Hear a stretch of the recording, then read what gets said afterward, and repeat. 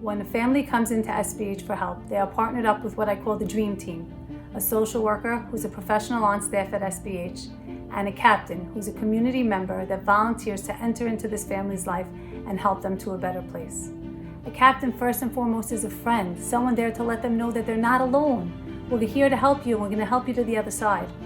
A captain has the ability to get financial assistance for this family to ease the pressure that they're feeling, but it is so much more than that. A captain is a shoulder to cry on, a sounding board, a trusted advisor. A captain helps lead a family in the right direction when they're a little bit lost and a little bit stuck.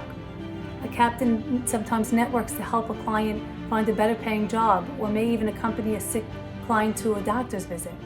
There's nothing a captain won't do to help a family. A captain is a healer, a fixer, a supporter, a friend. The thousands of families that we've seen help through this model is a true testament to the beauty and the magic of SBH and the magic of the captain-client relationship.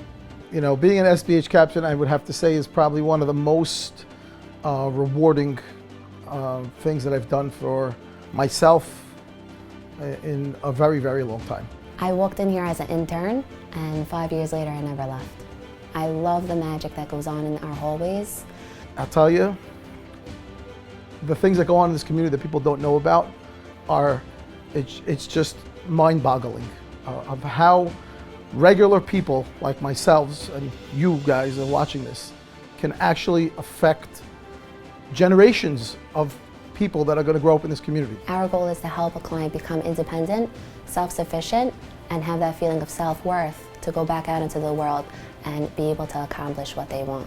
SBH confidentiality, I would think, when I went through the captain's training, that was probably the most stressed aspect of SBH. You'd be surprised, clients come in, many times they're our family, they're our cousins, they're our friends, they're our neighbors. We generally like to think that these are people we wouldn't know and people that aren't in our circles. But honestly, they are. It was Hanukkah time, and with all the kids home, it was quite hectic. My children were getting tired of learning on the phone. We were all home, and my 12-year-old son was complaining to me, "Mommy, I'm bored. I want to do something." There was nothing to do. I tried to calm him down with suggestions, but he just kept going. If we had Monopoly or a Lego set, I would be happy. We don't have anything interesting in this house. Not even 5 minutes passed, and my daughter came upstairs.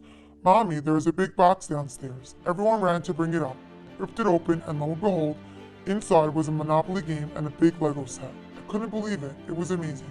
Hashem was listening. "I told you, my son. You see?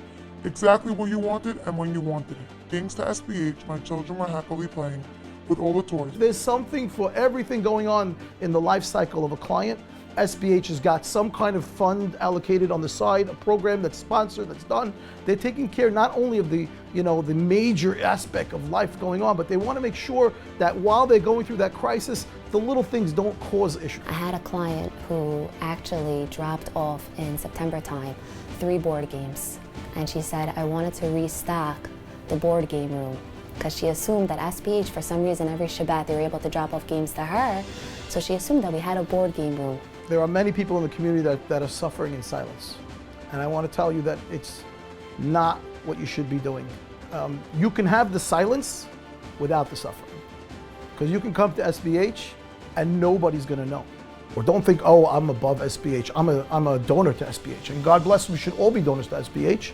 And one day maybe you will be again a donor to SBH. But if you were a donor and you're not now, and you can't because X, Y, Z, and there's something that SBH can do for you, and I'm sure there is, because SBH does it all, don't be afraid to come in the door. It's a phone call. If you're suffering, please make the phone call to SBH. Thank you to SBH for all the care and time they provided to us without making us feel needy or uncomfortable. BH, things are starting to pick up for us. I hope to give and help others like they helped us. Thank you.